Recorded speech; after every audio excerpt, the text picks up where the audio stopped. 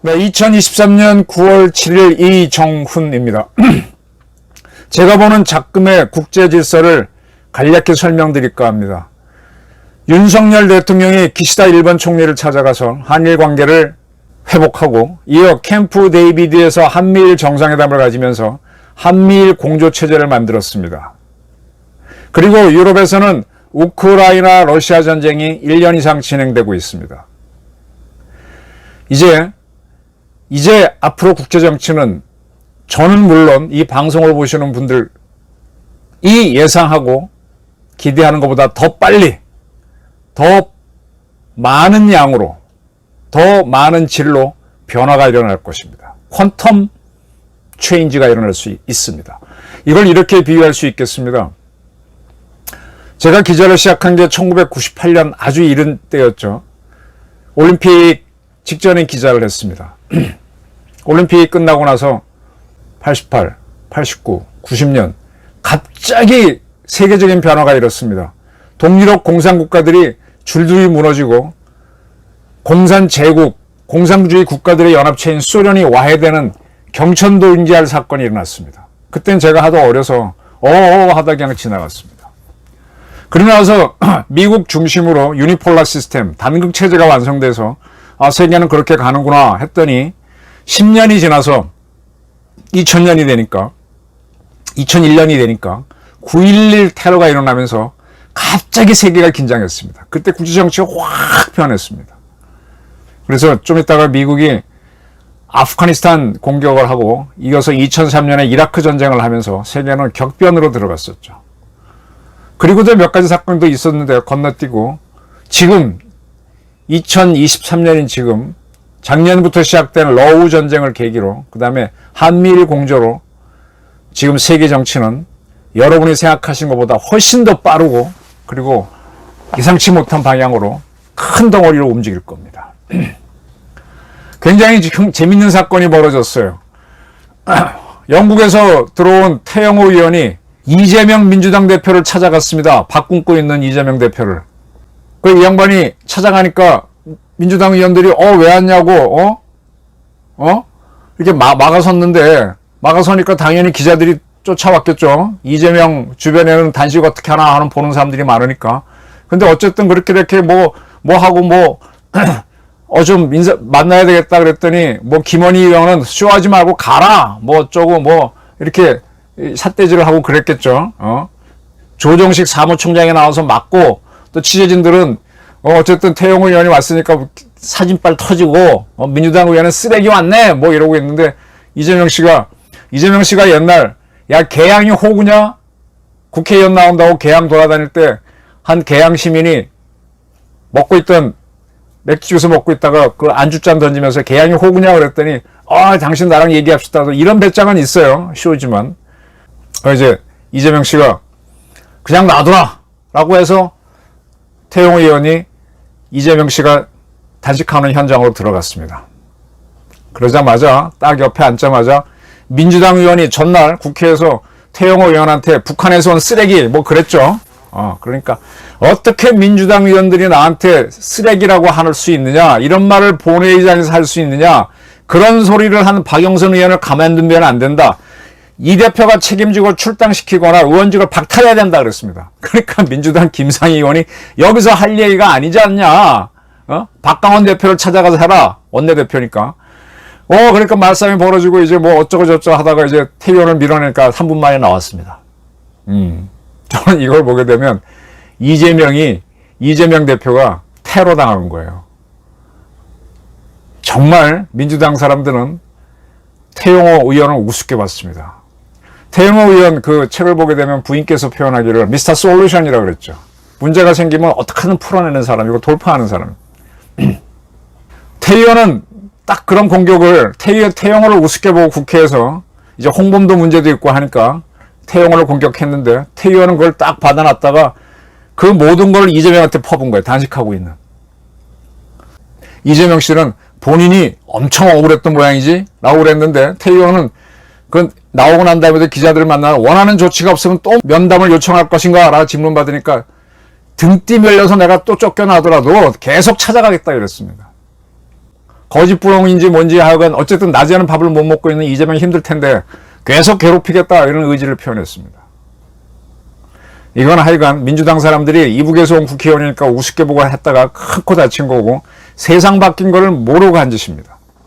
또 하나 지금 박정훈 해군 해병대 수사단장이 어쩌고 저쩌고 있는데 이 귀신 잡는 해병이 돼야 되는데 귀신은 안 잡고 이 박정훈 대령이 해병대를 잡고 있는 것 같아요.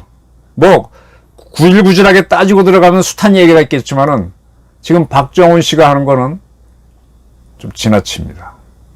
지금 이재명과 민주당이 하는 것도 현재의 체제라는 전제하에서 하게 되면 그게 맞지만 벌써 태영호 의원은 세상 바뀐 거 딱 알고 탁 들어가잖아요.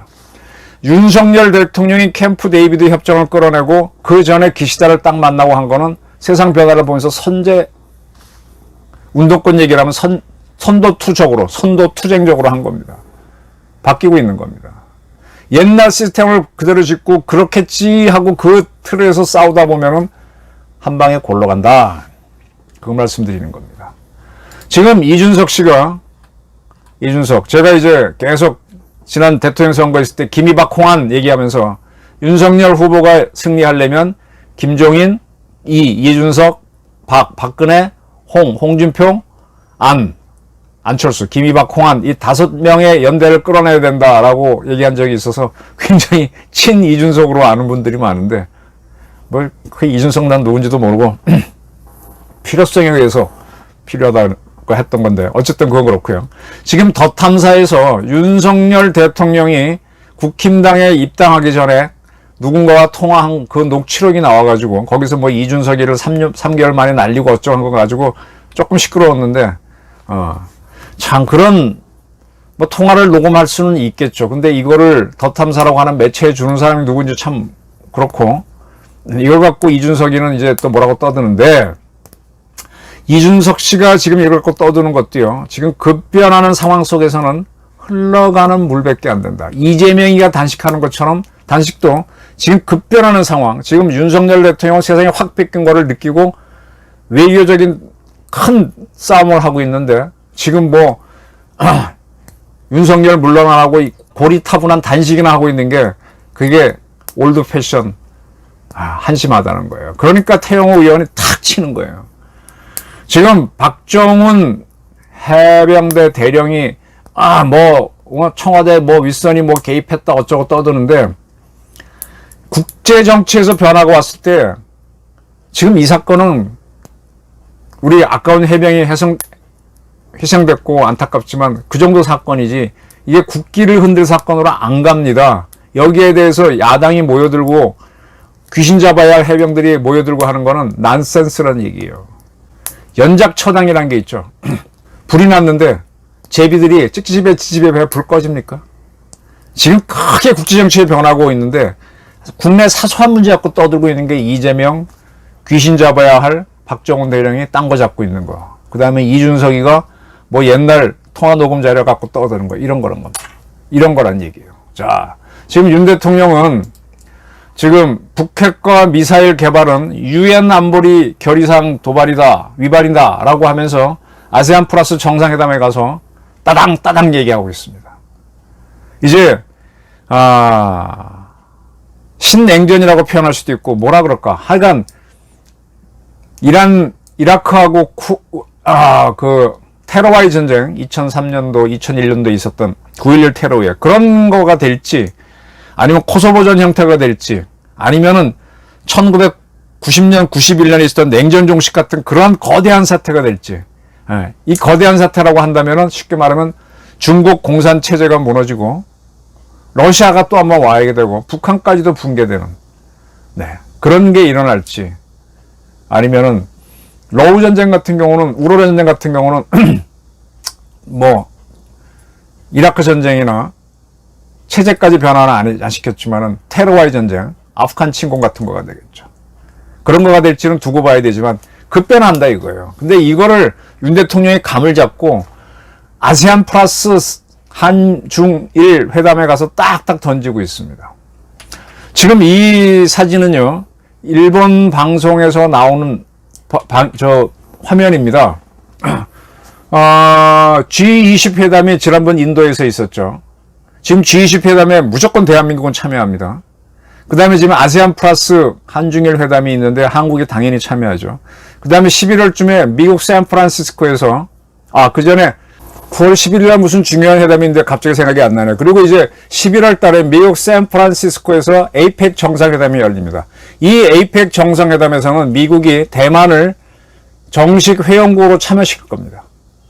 자, G20 회담은 인도에서 열렸는데 지금 인도가 중국을 견제하는 미국, 일본, 호주, 인도 거기에 참여했었죠. 근데 인도는 지금 우크라이나를 침공한 소련에 기름을 사주고 있어요. 자기 이득 챙기고 있어요.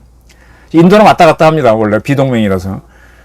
그렇기 때문에 이제 그걸 제외하고 한미일 중심으로 새롭게 편제하려고 미국이 좀 바꾸고 있죠.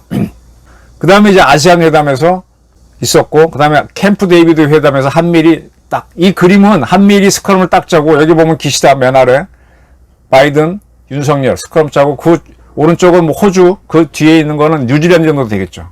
이거 하고 이제 중국 뭐 이런 나라들이 에이펙에서 한판 붙는다. 그리고 현재도 지금 아세안 플러스 한중일 회담에서 붙고 있고, 과거에 G20 인도 회담에서도 그게 붙었고, 그 다음에 어떻게 보면 지금 브릭스하고 G7이 뒤에 있는 거예요. G7은 다 아시죠? G7 플러스 한국, G8이 붙는 거죠. 브릭스하고 G8이 붙는 거죠. 이게 지금 세계의 대결 구도입니다. 근데 이 구도를 딱 들어가는데 한국이 문재인이 있으면 어정쩡했었겠지. 이재명도 어정쩡했는데 지금 딱 제대로 한국 주도로 한미일 딱 공조를 잡으니까 한 판이 붙는 겁니다. 이 싸움을 잘하면은, 그전에 김정일 씨가 별의 순간 얘기하면서 콜 총리 이야기를 몇 번 했어요. 저한테도 몇 번 하셨고. 그런데 딱 역사의 변환기에 지도자가 감을 잡고 모범적인 도전을 딱 합니다. 그렇게 할 때 독일은 통일됐다 그랬는데, 지금 국제정책 급변하고 있어요. 중국이 와해가 될지 미국이 절단할지 모르지만 지금 중국 경제는 굉장히 어렵습니다. 중국이 과거의 중국이 아닙니다. 중국이 여전히 힘이 세면 지금 송영기를 포함한 친중 분자들이 굉장히 힘을 쓰지. 그게 어려워요.